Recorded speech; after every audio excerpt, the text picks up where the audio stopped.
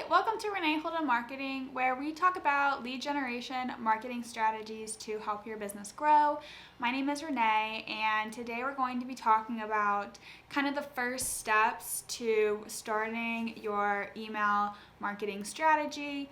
In my last video, I talked about kind of the core steps for starting your email marketing strategy, which is so key for a lot of businesses because email is still the number one channel for doing outreach to your audience. And today we're going to be kind of diving into those steps a little bit deeper and how I would approach those steps looking at my computer through my eyes. So that's what we're going to be doing today. I hope you enjoyed. Let's get started. Okay, now that we've talked about how to start your email marketing strategy, so starting with building an email list, creating email campaigns, writing good emails, and then following up with email analytics, I wanted to take this chance to dive a little bit deeper into how to write the emails and email analytics, and start with this template that kind of highlights the topics that your brand should focus on. So in order to have a good brand identity, you should only have a handful of topics that you talk about on your channels. So picking those 5 kind of subjects to focus your content on will keep your brand identity strong and will just make it easier for you to plan out your content, really. So each of your pieces or each of your topics should be, associated with buyer personas that you've created. So I just wanted to remind everyone to keep that in mind when you're starting your email marketing strategy or your emails. It's always good to come back to kind of the main topics and goals of your marketing efforts.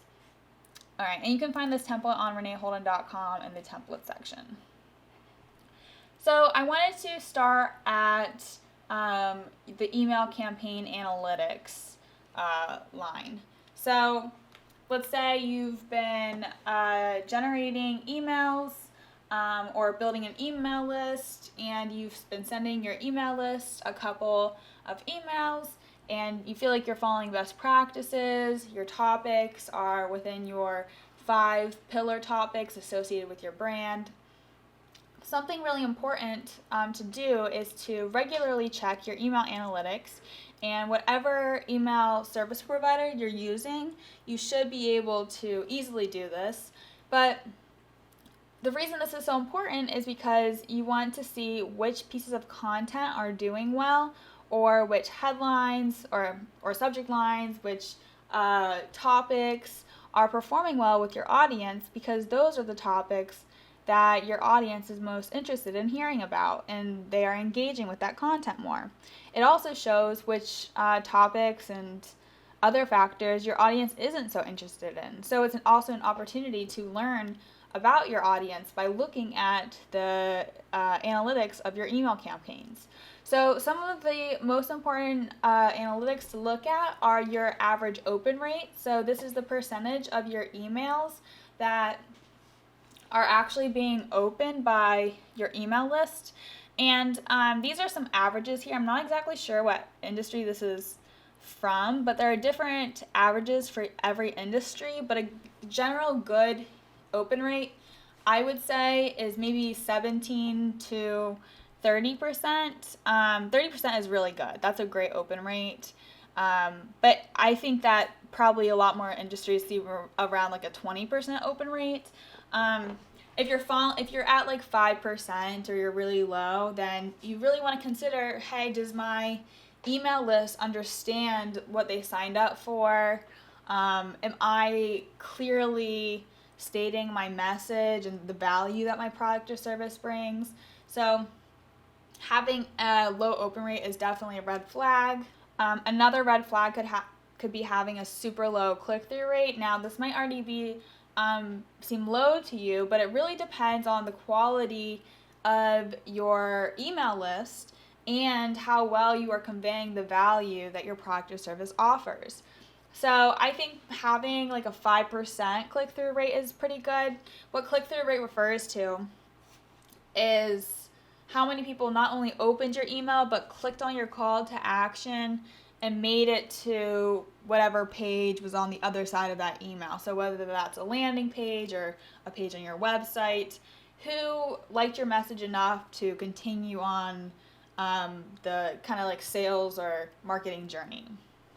So your click-through rate are kind of like your best leads, really, because they are willing to take the time to learn more about your product or service.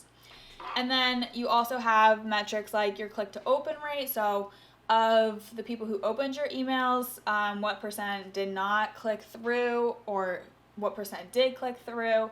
There you can kind of like understand the drop-off period about how many people were opening and then not really swayed enough by your messaging to click through.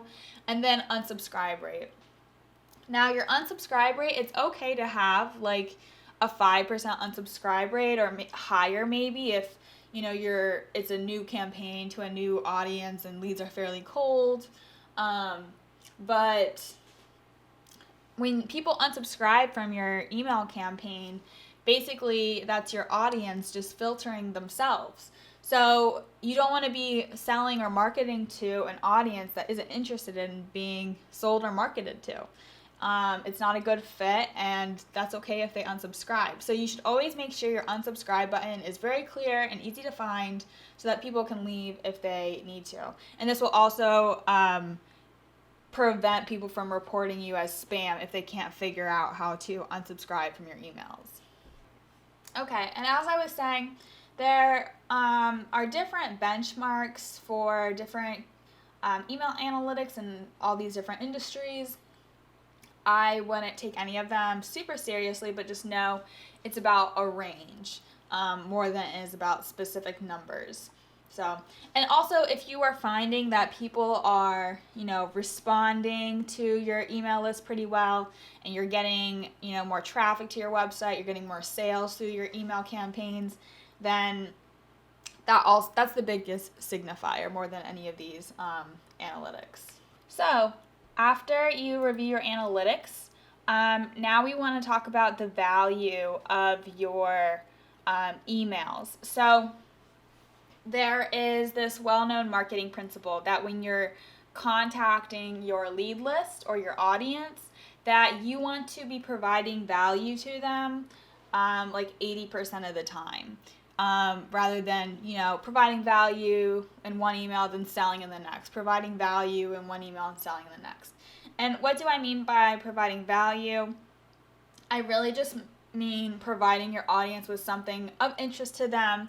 So that could be something that either educates, entertains, or inspires.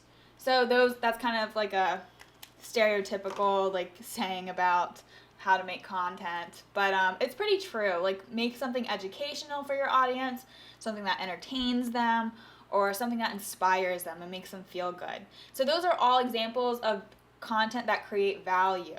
Now, I work with a lot of B2B companies, and we do a lot of education. So education is one that I focus on a lot, and in my videos you'll see I focus a lot on educational content, just because helping other people achieve their goals is a great way to market and let them know, that your brand is there to do more than just sell. They're there to improve their customers' lives. So that's a really great way to improve or to create value for your clients. So one way to do that is through content. And then this is HubSpot.com email examples. So this HubSpot is a really great resource that I use a lot. And so this page has not only how to provide value through your emails, but also some examples.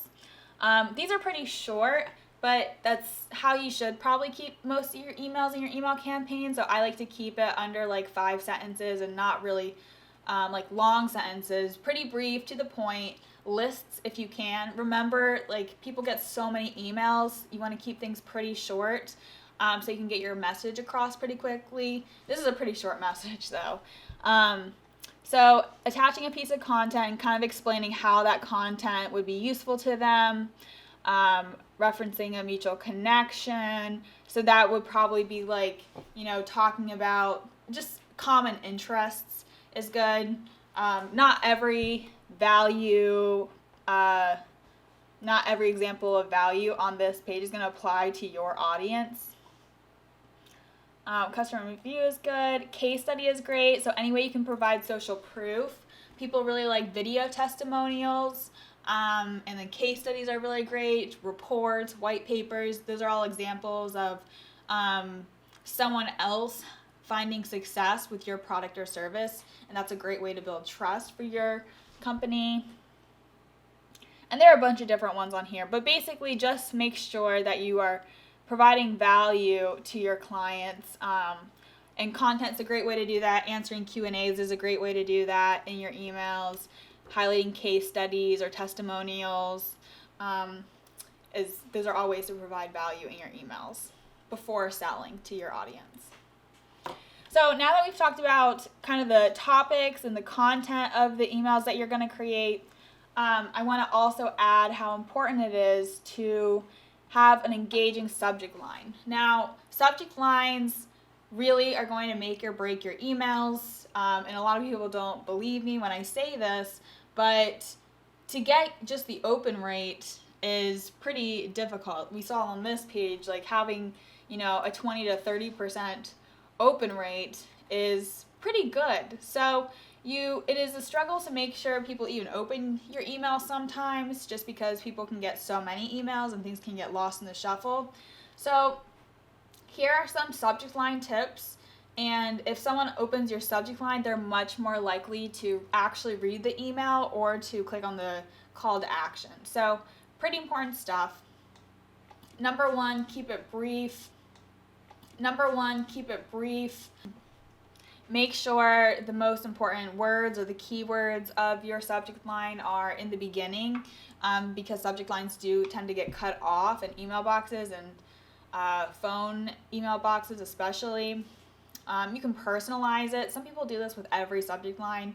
I would maybe do it every third or so. It's good to do, but not in every subject line. You kind of lose the excitingness of it. Of course, you need to be stating the value that you're offering in your subject line. Otherwise, no one's going to open it. You need to make your audience understand why this is a good email for them to open. So offering value. Basically, keeping it short and sweet, offering value, personalizing it if you can.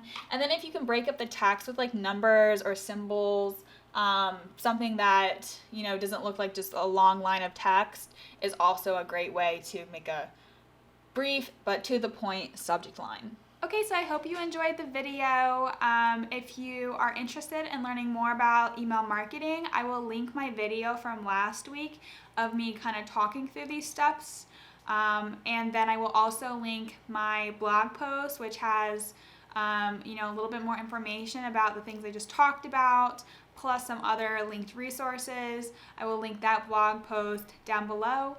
And if you're interested in seeing more lead generation marketing strategies, please subscribe. Thank you.